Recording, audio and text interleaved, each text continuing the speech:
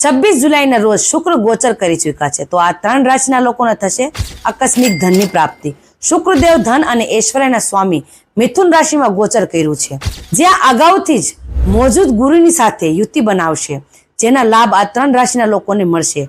શુક્ર ગ્રહ વૃષભ રાશિથી મિથુન રાશિમાં ગોચર કરી રહ્યા છે, જ્યાં અગાઉથી ગુરુ મોજૂદ છે. આ ગોચરથી શુક્ર અને ગુરુ વચ્ચે યુતિ બનશે.